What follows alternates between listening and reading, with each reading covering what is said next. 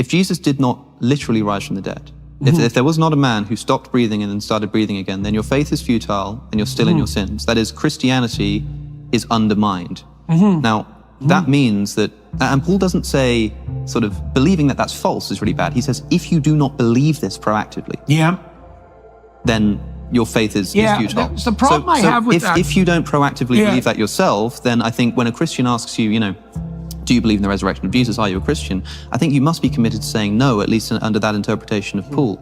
And even if you're not sure, I mean, it's fine if I say to you, do you think that a man physically rose from the dead? And you say something like, well, I don't know. I mean, I wasn't there, but I think it has a lot of mythological significance, or I think that maybe it happened in a different sense, or it happened in the sense that good fiction happens, then fine. But it needs to begin with that caveat of the simple sort of, historically speaking, I don't know. And I know you don't like to pull out the historical Jesus from the mythological. That's a good objection. But it's an important question to ask. No, of course. It's a very good objection. So I just did a seminar on the Gospels with a crew of about 8 people. And it was the same crew that walked through Exodus with me with a couple of variations. And we spent a lot of time on the resurrection accounts, for example. And of course, that was the toughest, let's say, that was the toughest morsel to chew and digest. The thing about the resurrection accounts is that they're all, look, so I could say something like this, which will just annoy people, but it doesn't matter. I believe the accounts, but I have no idea what they mean. When you say you believe the accounts, do you mean, and I hate to be sort of pedantic here, it seems pedantic, but do you mean you believe that these are things that happened such that that's a strange I know you don't thing. like that, let me put it this way, if I went back in time with a Panasonic video camera and put that camera in front of the tomb of Joseph of Arimathea, would the little LCD screen show a man walk out of that tomb? I would suspect yes. So that to me seems like a belief in the historical event of the resurrection, or at least of Jesus leaving the tomb, which means that when somebody says, do you believe that Jesus rose from the dead? It doesn't seem clear to me why you're not able to just say, it would seem to me yes. Because I have no idea what that means. And neither did the people who saw it. Aan Heri discusses her conversion from Islam to Christianity, describing how she felt empty and alone despite having everything she materially desired. The story of the Old Testament, or the Hebrew Bible, the story of Abraham, train a large language model on that because it's integrated into the cosmic order, however you want to say it.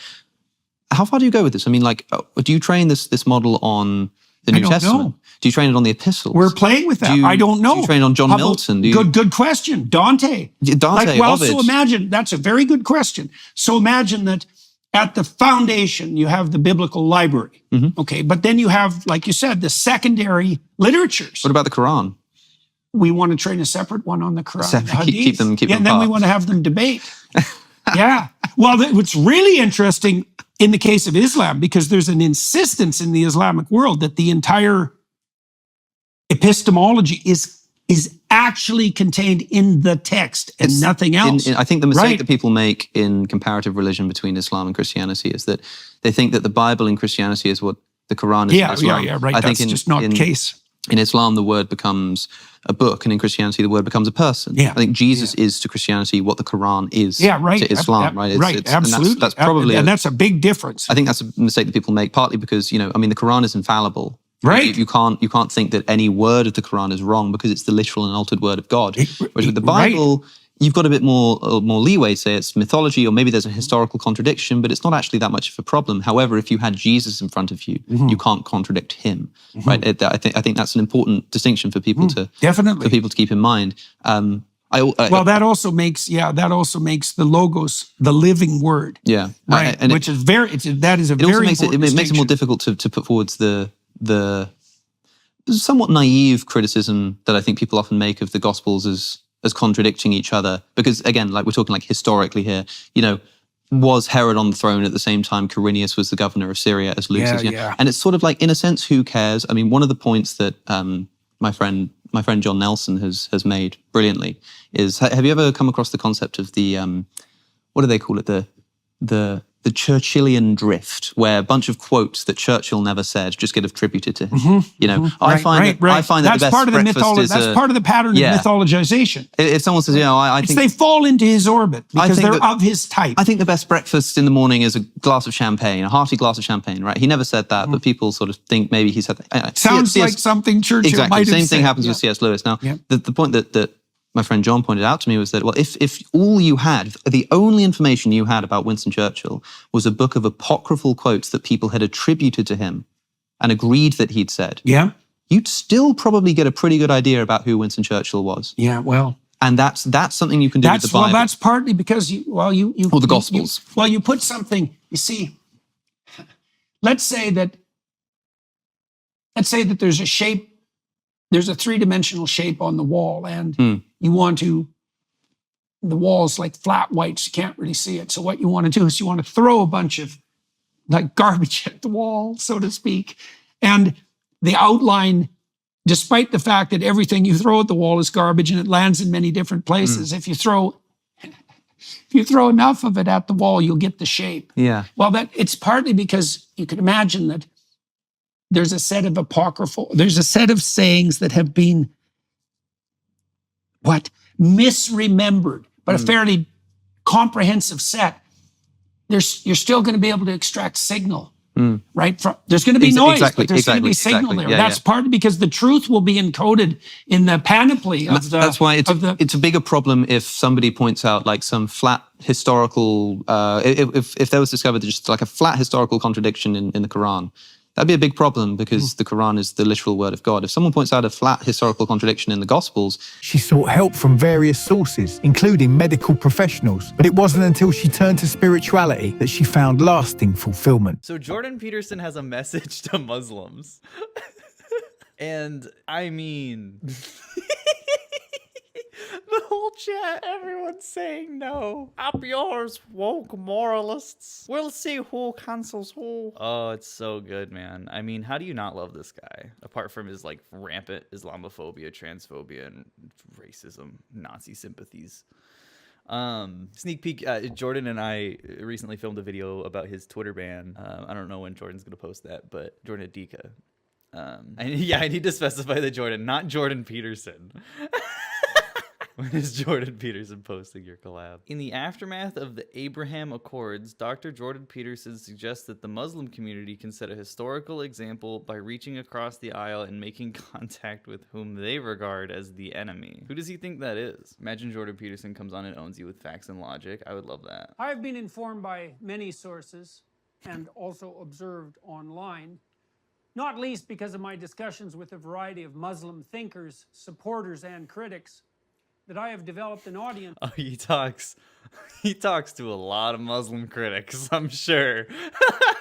In the Muslim world. What the fuck? I know, dude, these videos are he's getting so good. He's getting so much better. Yeah, what sources, Jordan? Sources? Hello? Muslims were hyped for this one. Dude, I fucking love it.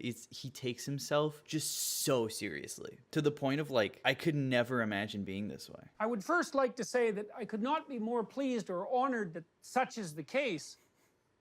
It has been so heartening to see that my biblical lectures, for example, attracted a large Muslim audience.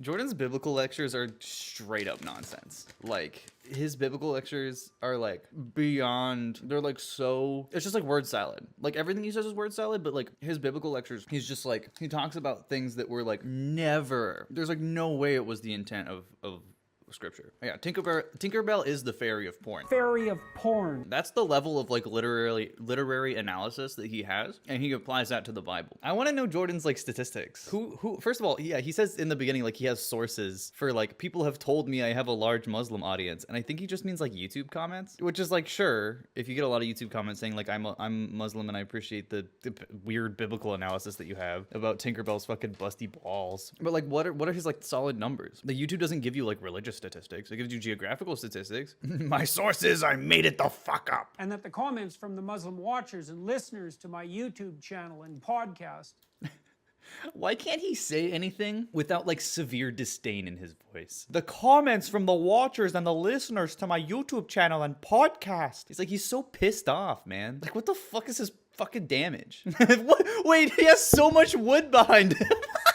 Do you think he chopped that? Yeah, my Jordan Peterson impression sounds Irish. It's because I am Irish, okay? My family was from Ireland. Don't even know what to tell you. He's compensating with the wood. Jordan has this like sycophantic, like insane brain, if you will, if you could call it that, and will analyze things in terms of like what like visual metaphor applies to like the sexual subconscious. So like him putting a stack of like an unreal amount of wood behind him has to be some... Heri talks about her journey and the inner void she experienced. Despite having a comfortable life and access to all luxuries, she always felt something was missing. Everything went into a kind of slow motion. And it was as if the glass was just suspended in air from the crash. And then I just saw like my inception all the way up to that moment. And I just saw my whole life literally. And it was just this, as if I lived my life a second time, but in a moment.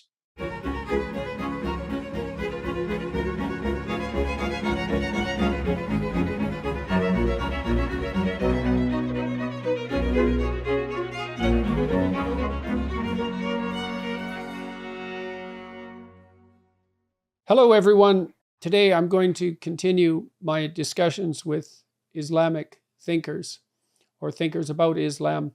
I've had previous guests included Aan Heri, Mustafa Akyol, and Mohammed Hijab. I'm pleased to be speaking today with Hamza Youssef, who serves as president of Zaytuna College, a Muslim liberal arts college in Berkeley, California.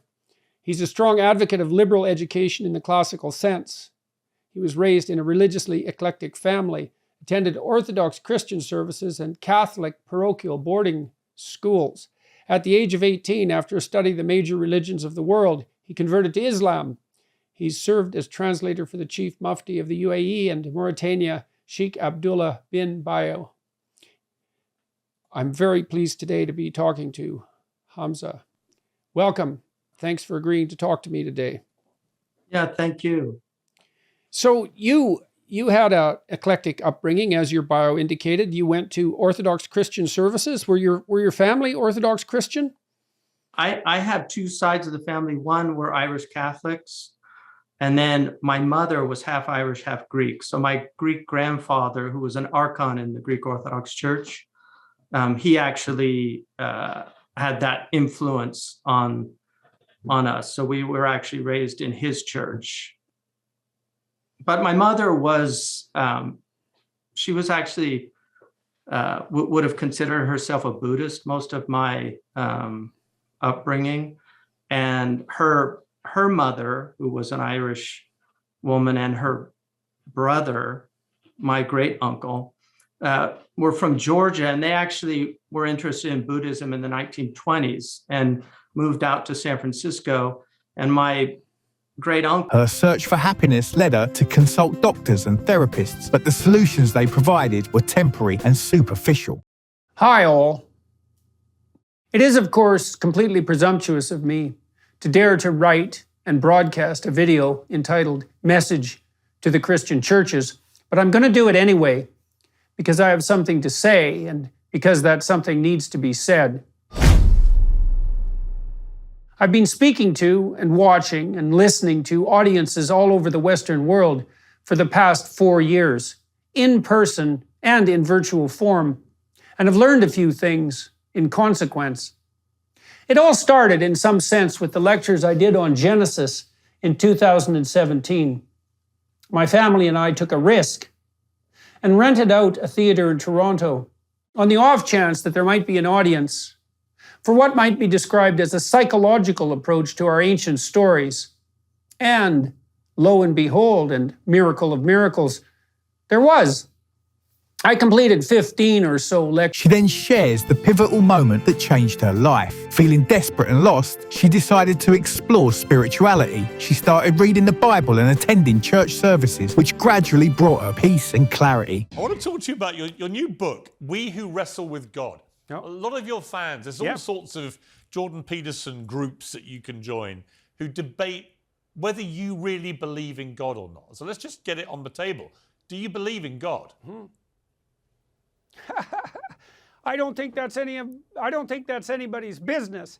I think it's the most private question you can ask someone. Her connection with Christianity deepened, providing her with a sense of purpose and belonging that she had never felt before. Jordan Peterson sat down with Muhammad Hijab in a Muslim mosque, and Hijab took this opportunity to try and convert Jordan Peterson to Islam, and it didn't go so well, and he got some pushback. So I'm going to let that video start playing, and then I'm going to give my thoughts as we go. Let's get into it. I've read all your books. And I even read some of your peer-reviewed work, because when I was going to speak to you, then I said, you know what, I'm going to do my homework. Yeah.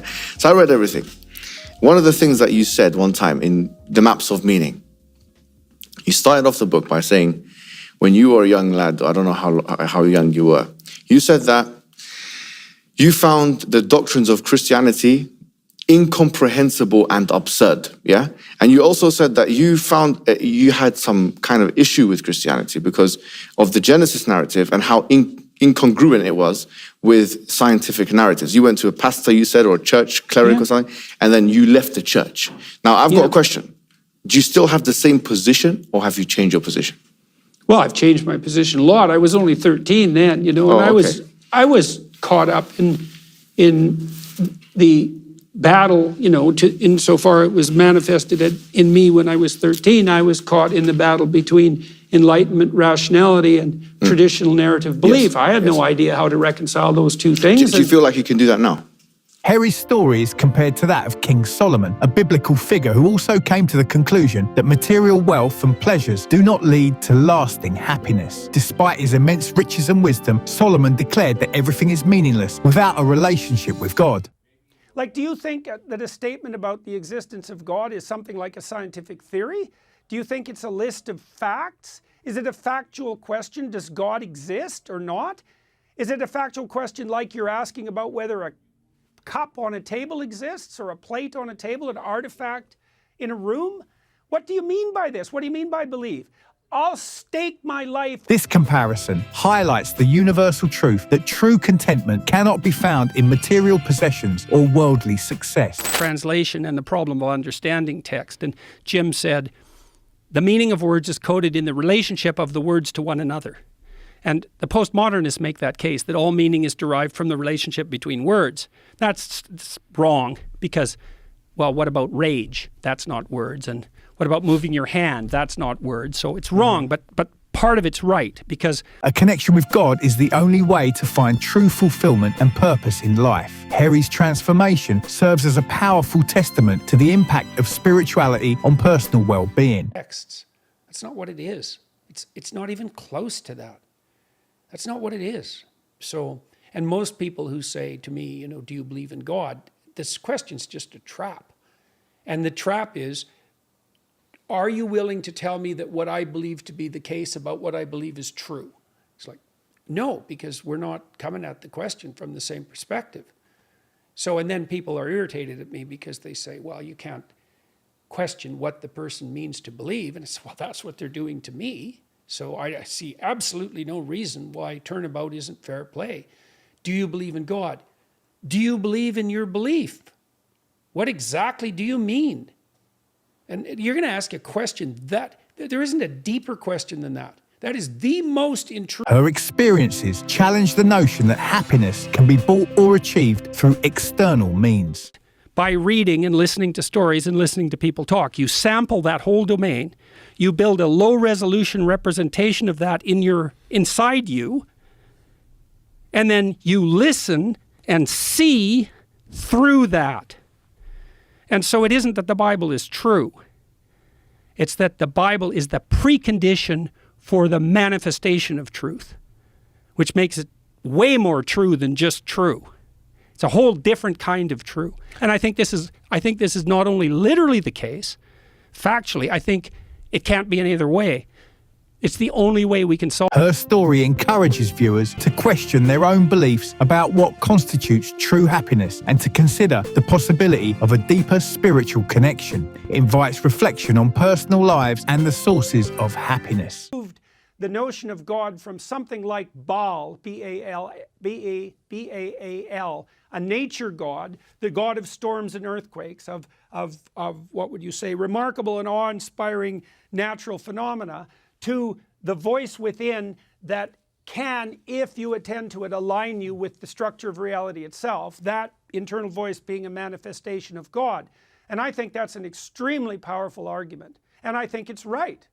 And I'll tell you something about Dawkins' work that's very interesting. So Dawkins has pointed out that an organism has to be a microcosm of its environment. Those who feel unfulfilled despite their successes might find solace in exploring their spiritual beliefs. If categories dissolve, especially fundamental ones, the culture is dissolving because the culture is a structure of category. That's what it is.